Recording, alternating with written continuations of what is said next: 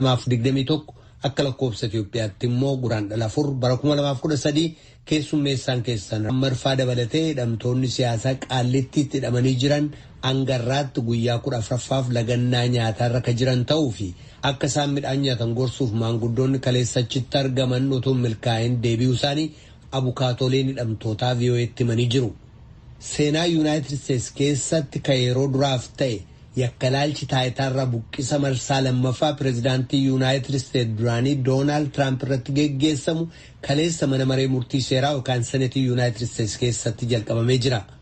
Akka lakkoofsa Itoophiyaatti bara 2013 baatii eblaa gara xumuraatti talaalii COVID-19 doozii miliyoona 9 ka biyya keessa galchuudhaaf hojjetaa jiru ta'uu ministiriin fayyaa Itoophiyaa beeksisee jira. Kanneeniif kabroodhaaf aga xumura sagantaa keenyaatti nu waliin turaa jenna dhaggeeffattoota keenya. Piroodyuseriin Tamsaasarraa Nugusuu Taamiree, Tamsaasa intarneetiif miidiyaa hawaasummaa akka qindeessitu immoo Tigist Gammeeti. Oduuf gara jaallanneettan sin dabarsa.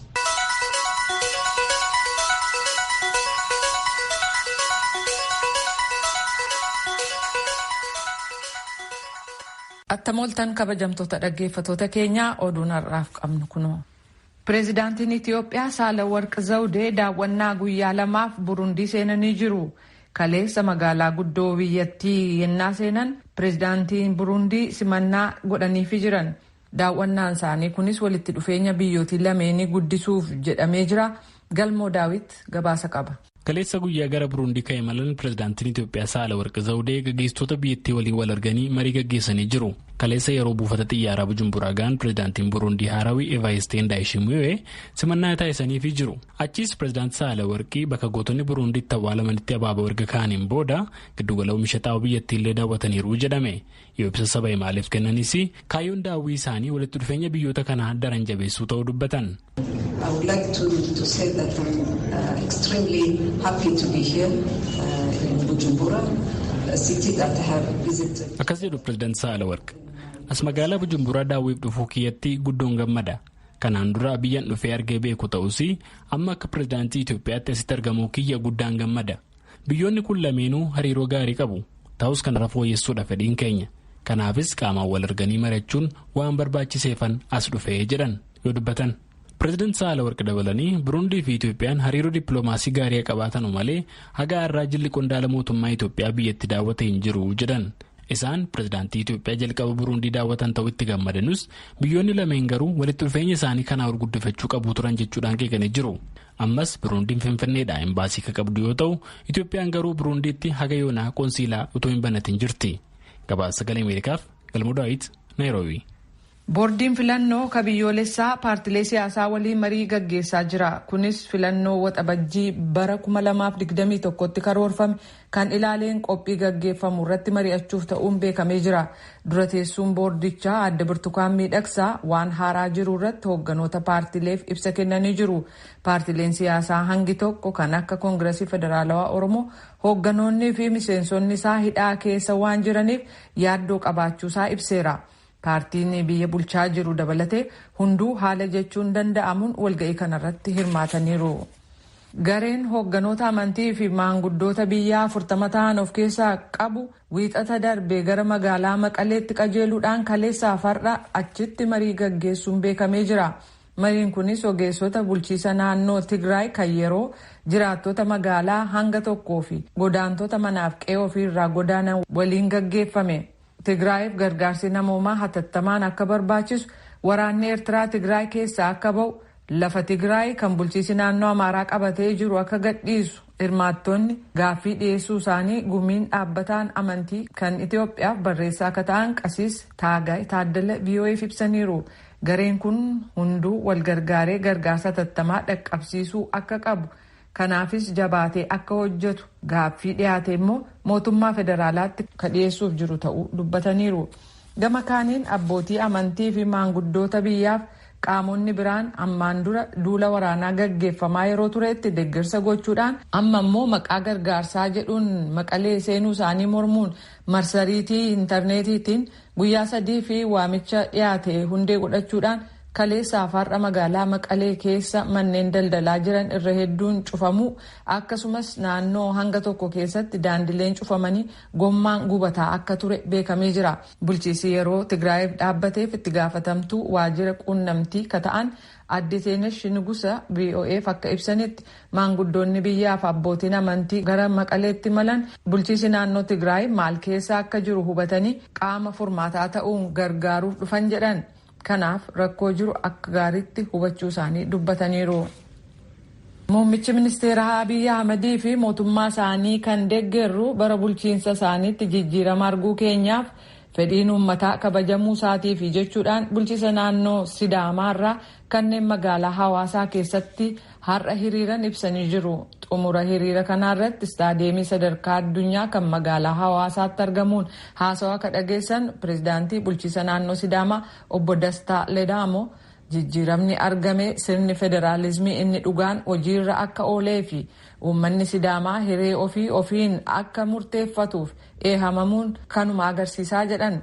Hiriirri wal fakkaataan bulchiinsa naannoo uummattoota gama kibbaa Hosaanaa Arbaa Minch akkasumas magaalaalee kabiroo keessatti gaggeessamu oduu gabaasaan keenya Yoonaataan Zabdiyoos Hawaasaarraa gabaaseera. Kan dhaggeeffataa jirtan raadiyoo sagalee Ameerikaa sagantaa afaan Oromooti.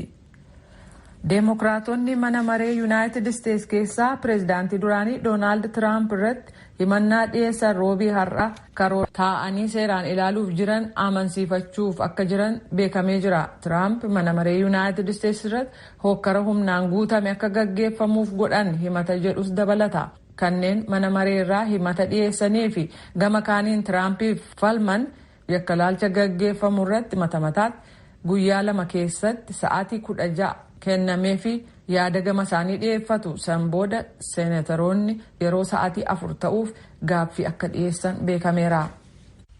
Guutummaa Maayinamaar keessatti waraanni mootummaa siviilii aangoo irraa kaasuu mormuudhaan hiriirri gaggeeffamu guyyaa walitti aanan 5f har'as itti fufee jira.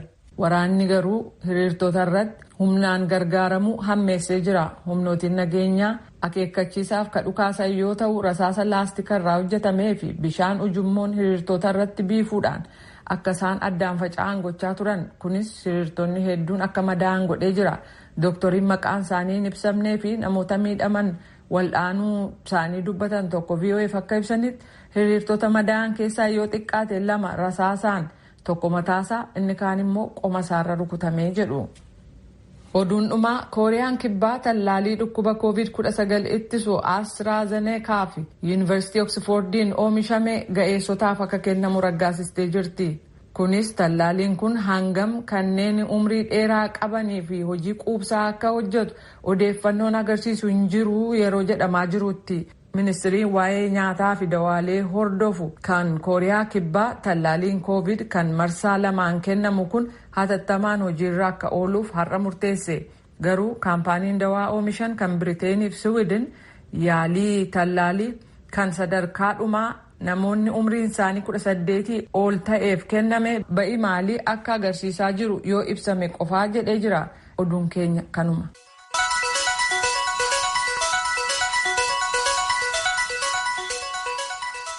Kadhagaa jirtan as Waashingtan DC irraa kadabru raadiyoo sagalee Ameerikaa sagantaa afaan Oromootti dhaggeeffattoota keenyaa gara qophii itti aanutti ceena.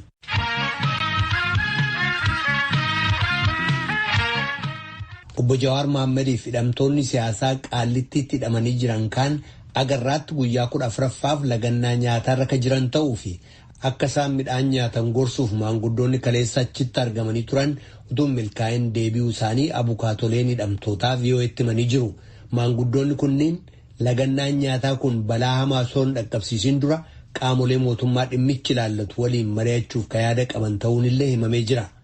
Kanneen Qaallittiitti lagannaa nyaatarra jiran keessaa namoonni dhibamanii gara hospitaala geeffamanis ni jiru jedhu abukaatoleen kun. Muktaar Jamaaltuu gabaase. Hidhamtoota Qaallittiitti har'a guyyaa 14ffaa isaaniitiif nyaata lagannaarra jiran akka nyaata nyaatan amansiisuudhaaf fi mariisuudhaaf guyyaa kaleessaa gama Qaallittiitti kan imalan obbo Leencoo Lataa fi obbo Daawud Ibsaa akkasumatti ammoo gama hoggantoota amantaatii Ustaaz Kaamil Shamsuufaa yaada obbo Jawaarfaa akka nyaata nyaatan dhiheessineef osoo itti hin milkaa'in hafneetiin hin jirre jedhan. Hoggantoonni siyaasaatii fi abbootiin amantaa gama Qaallittii imalanii turan kunniin Obbo Jawaar fa'aa nyaata nyaachuu didaniitiin lagan rakkoolee akka hiikamu qabnutu jira. Inni kun ta'u malee nyaatatti hin deebinu jechuudhaan ejjennoo isaanii nuuf ibsan jedhan Ustaaz Kaamil Shamsuu. Warri bulchiinsi mana hidhaas haala inni keessa jiru baay'ee yaaddessaadha.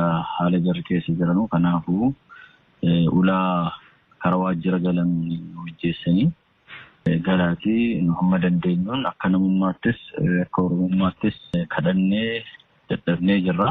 Isin duras akkasumas manguddoonnis abbootiin amantaas dhufanii kadhatanii jiru. Isin amma kanatti jirtan kun immoo hayyoota waan dura qabsoo kana keessattis seenaa dheeraa qabu. Kanaafuu nu kadhadhaa jedhanii ennaan gallee idduma jirri kutaaruma jirri keessa jiraatan keessa gallee yoo dhaqnu yeroo nama sadiidha jiraan nama afur turanii shabsaddiin fa'aa dadhabuudhaan mana yaalaa akka geessanitti himanii Jawaarii Baqqaleedhaaf Hamzaa argine.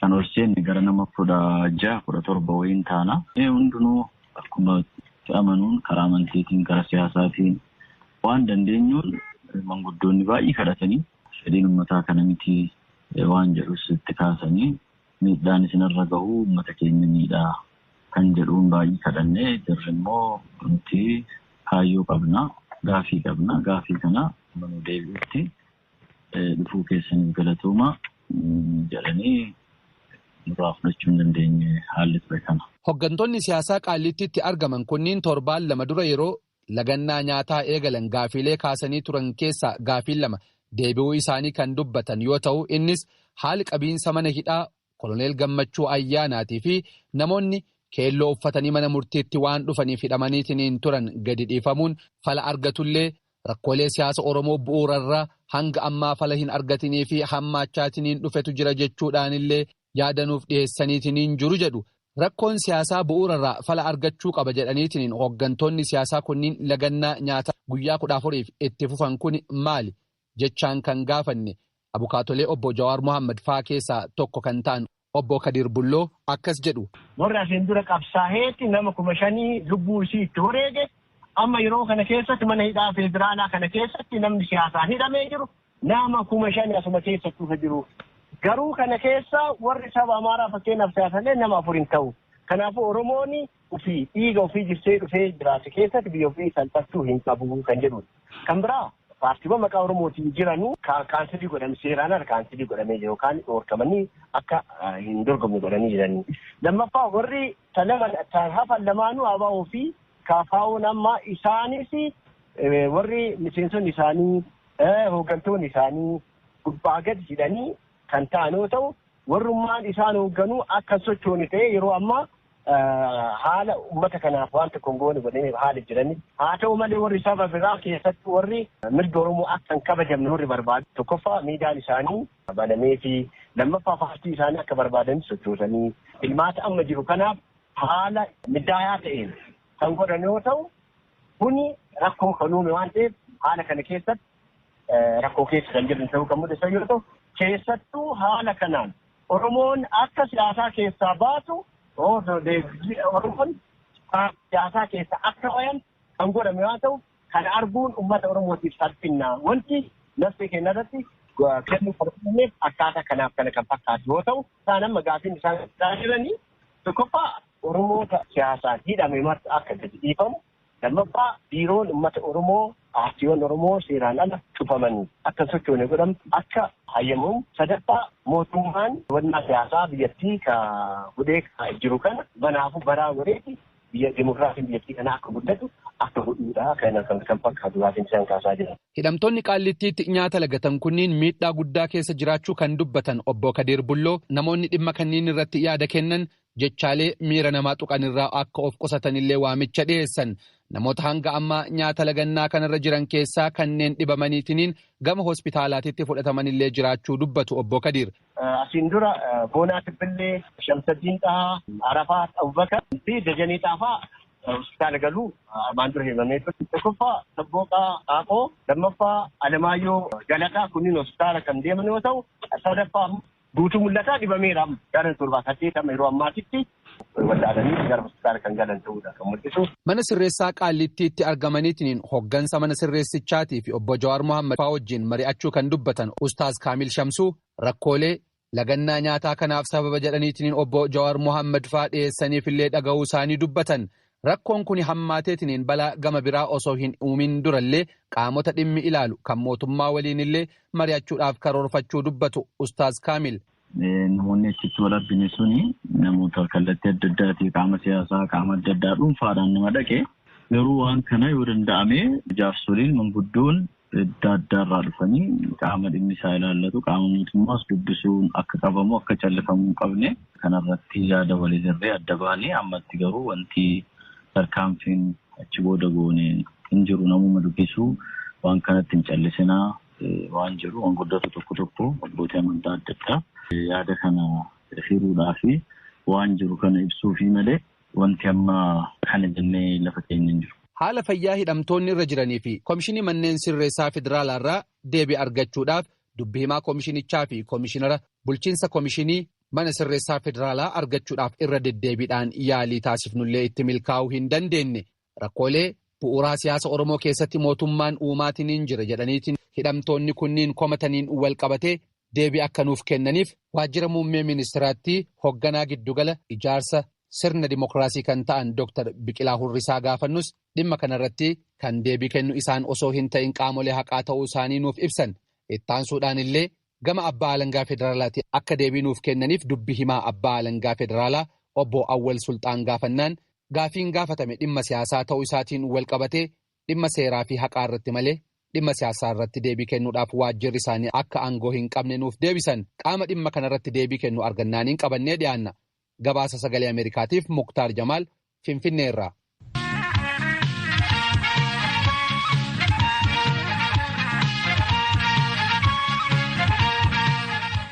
Kadhagaa jirtan as Waashingtan DC irraa kadabru raadiyoo Sagalee Ameerikaa sagantaa afaan Oromooti.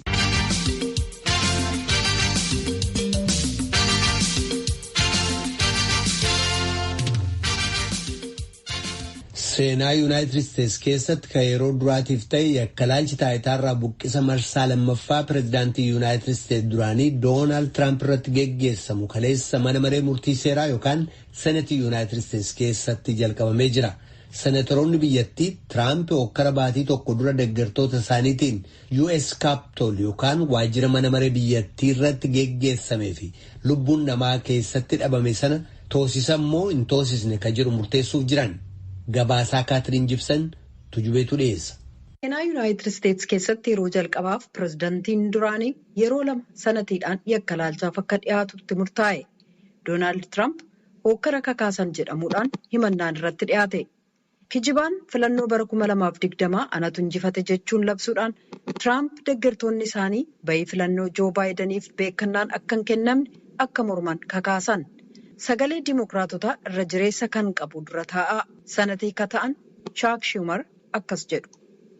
The gravest charges ever brought against a president of the United States in American history. Seenaa Ameerikaa keessatti himannaalee cimoo pireezidaantii Yuunaayitid Isteetsi irratti dhiyaate jedhan. Hokkara amajjii 6 ka'een wal qabatee namoota 200 ol irratti himannaan dhiyaatee jira. Guyyaan kun guyyaa seera tumtoonni finxaalessummaa biyya keessaa jajjabeessa jechuun akeekkachiisaniif pireezidaantiin aangoo isaatti seeraan ala fayyadame jedhaniiti. Mana maree bakka bu'ootaaf dura taa'aa garee himannaa ka ta'an Jamie Raskin. This cannot be the future of America. We cannot have presidents inciting and mobilizing mob violence against our government and our institutions because they refuse to accept the will of the people. Kun egeree Ameerikaa ta'uu hin danda'u. Fedhii uummataa simachuuf fedha waan hin agarsiisaniif mootummaaf waaltaalee keenya irratti kanneen hokkara uummataa tuqatan qabaachuu hin dandeenyu jedhan. Dhaabii waardiyyaa biyyoolessaa Yuunaayitid Isteetsi akka jedhetti walakkeessa baatii bitootessaatti haleellaa bilisa mana maree Ameerikaa kan amajjii 6tti dabaluudhaan nageenya eegsisuuf qofaa $1 walakkaa biliyoonaa baasuusaa beeksise. Yakka ilaalcha guyyaa jalqabaaf Dimookiraatonni balleessaa Tiraamp dalagan jedhaniif falmii qopheessanii jiran. Dimookiraatichi miseensa mana maree David Sisliin akkas jedhu. We will prove with overwhelming evidence that President Trump is singularly and directly responsible for inciting the assault on the Capitol.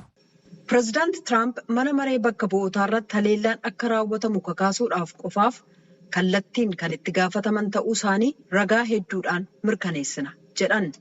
Kanaaf Tiraamp kana booda pirezidantii ta'uu baatanis daafoo isaa dandammachuu qabu jedhu. Dimookiraatichi miseensa mana maree Joo Nugusee akkas jedhu.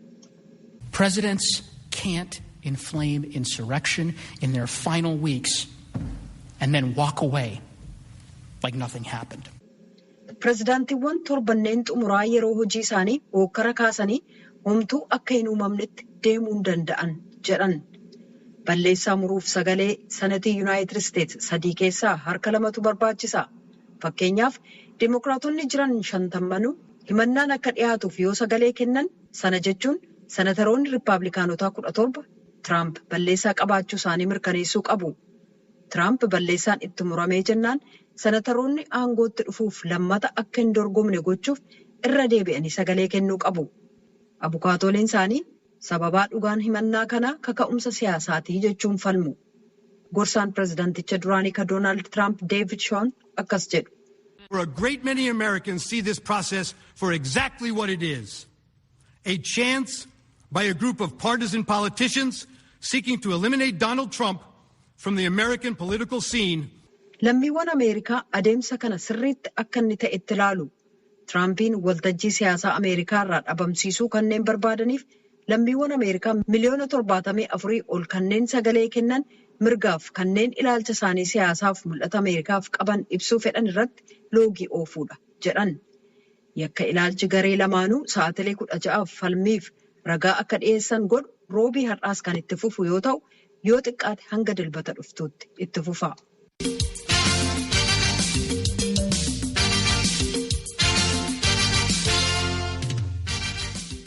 Kun raadiyoo sagalee Ameerikaa sagantaa afaan Oromooti. Dhaggeeffattoota keenya qophii itti aanutti ceena.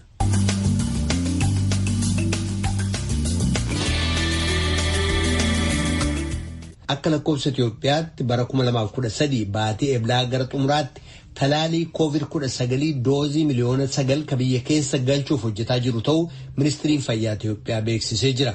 Ministirichi akka ibsetti bara baajetaa 2013 xumura irratti talaaliin kun hawaasa biyyattii 120 akka dhaqqabuuf jiru hojjetaa jira. Talaalichi ammatti nama hunda waan hin dhaqqabneef jecha of eeggannoo cimaa gochuun dirqama ta'us ministirichi beeksisee jira. Tsahaay Daamxootuu Finfinneerraa gabaase. Bara 2013 akka lakkoofsa Itoophiyaatti xumura baatii eeblaarraa eegalee talaalliin koronaa vaayirasii gara Itoophiyaa akka seenutu ibsame. COVID-19 erga Itoophiyaatti mul'ateen as lubbuu namoota hedduu du'aaf saaxileera. Kanneen kumaatamaan lakkaa'aman ammoo vaayirasii kanaan qabamanii irraa dandamataniiru. Kaan ammoo ammas vaayirasii kanaaf saaxilamanii akka jiran ibsa ragaan ministeera fayyaa Itoophiyaa. Addunyaarraa lubbuu namoota miiliyoonaan lakkaa'amanii kan galaafate vaayirasii kanaaf fala dha'uudhaaf addunyaan kallattii maraan uummataaf talaallii kennuuf carraaqaa jirti. Itoophiyaanis ji'a 2 booda talaallii kana gara biyyaatti fiduuf hojjechaa akka jirtu Daayirektarri Koominikeeshinii Ministeera Fayyaa Itoophiyaa Dr. Taganee Raggaasaa Raadiyoo Sagalee Ameerikaatti himaniiru. Talaalliin COVID-19 biyya keessa galchuudhaaf hojjechaa jiru akka biyyoolessaatti qaamolee fayyaa qaamolee gaggeessitoota dhaabbilee gargaarstoota wajjin ta'uudhaan koreewwan sadarkaa biyyoolessaa fi akkasumas achi jalatti immoo koreewwan dhimmoota adda addaa hojjetan hundeeffamanii hojii keessa ture baatiiwwan 3 darbaniif akka fakkeenyaatti talaallii biyya keessa galchuu wal qabatee dhiyeessirratti koree mataa isaa danda'e dhaabbatee hojjechaa kan ture loojistikiin wal qabatee kooldi cheenii gubbaa madakaatti haalli itti hawaasa keessatti gad bu'u qophii guddaa waan gaafatuuf achirratti koreen mataa isaa danda'e dhaabbatee kan hojjechaa jiru. Kama koominikeeshiniitiis mata bira gahuudhaan kallattii sirrii ta'een hubannaa uumuudhaaf hubannaa dhabuu wal qabatee mul'atu. Ammumaa kaasnee kan irratti hojjennu koreen mataa isaa danda'e dhaabatee hojjechaati kan ture. Amma ragaa qabnuun hanga ji'a eebilaa dhumaarratti talaalliin doozii miliyoona 9 biyya keessa ni gala jenneeti irratti hojjechaa kan jiru. Kunis jalqabaati. Talaalliin marsaa jalqabaa kun namoota adda durummaadhaan saaxilamoodha. Vaayirasii kanaan yoo qabaman ammoo hawaasa hedduu faaluu danda'u jedhamaniif akka kennamus Dr. Taganeen ibsanii jiru.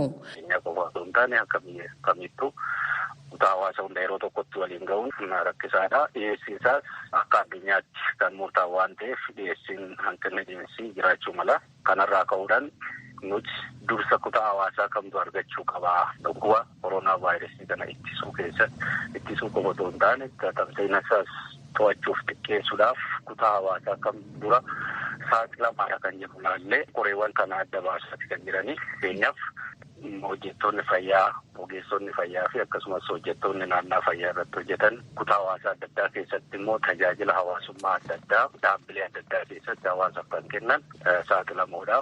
Akkasumas immoo tajaajila geejjibaatiin wal qabatee tajaajila kana kan kennan saaxilamoodha. Gama biraatiin namoonni dhukkuba dabalataa qaban isaan kunis kanneen umurii isaaniittis immoo achi deeme dhukkuba kanaan qabamanii isaanii darbuudhaafis baay'ee saaxilamoo waan ta'eef dursi kennamee fi talaallii kana argachuu qabaadha. Kan biraa hawaasa tajaajila kennan keessaa fakkeenyaaf kan akka barsiisotaa kanneen akka dhaabbilee nageenya eegsisan akkuma kanneen biroos saaxilamoodha jennu isaan qofaaf otoo hin taane saaxilamoodha yoo jennu hawaasa keessattis dhukkuba kana daddabarsuudhaan ofiifis qabamanii dhukkuba kana hawaasa keessattis sana babal'isuudhaaf carraan isaa bal'aadha. Kana ittisuu qabna. Kanaaf dursa kennu jechuun kutaa hawaasa hundaa yaadudha. Haa ta'u garuu hawaasa hunda waliin gahuu waan hin danda'amneef isaan kun adda baafamanii talaalliin kun dursa akka argatan ni ta'u. Bifa kanaan egaa kan irratti hojjechaa jiru. Bara 2013 xumura irratti hawaasa biyyattii waliigalaarraa 20% kan ta'an talaallii kana akka argataniif hojjetamaa jira kan jedhan daayirekterichi akka itti talaalliin kun argamee fi raabsamus ibsaniiru. Talaalliin kun beekamu yeroo dheeraa turuu hin danda'u. Talaalliin kun kennamuu ture jiraata. Dhaabbata fayyaa addunyaa jalatti koovaaksii jedhamu ijaaramee jira.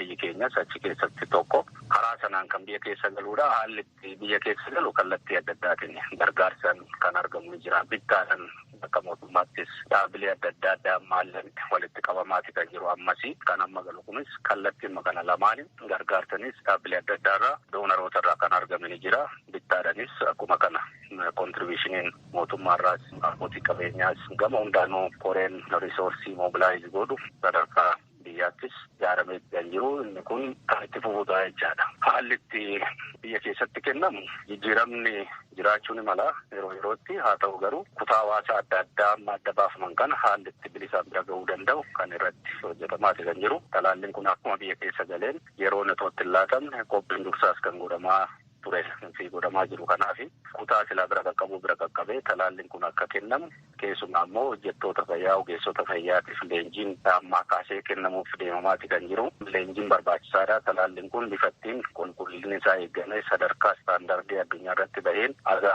nama talaallii kana fudhatu bira gahuutti ulaagaa eegamuu qabu kanatti eeggatee kan kooldi cheenii bifa kanaan nutis qophii dursaa kan gochaa jiru. Talaalliin koronaa vaayirasii kun gara Itoophiyaa kan seenu ji'oota 2 booda ta'us hangi talaallii marsaa jalqabaaf argamee muraasaa kan jiran Dr. Taganeen namni kamuu of eeggannoo taasisuun haguuggii afaanii funyaanii yeroo kamuu bakka kamittuu fayyadamuu qulqullina harkasaa eeggachuu akkasumas fageenya isaa eeggachuu qajeelfama of eeggannoo irratti ergaa karaa ministeera fayyaa fi ogeeyyii fayyaatiin darbaa jiru hojiirra oolchuu dagachuun hin barbaachisu kan jedhan. Yeroo ammaa kana of dagannaa fi maalla dhibdeen hawaasa biratti hammaachaa jira. Kanaaf of eeggannoon yeroo kamuu caalaa barbaachisaadha jechuun hubachiisaniiru. Gabaasa Raadiyoo Sagalee Ameerikaatiif Tsahaay Daamxoo Finfinneerraa.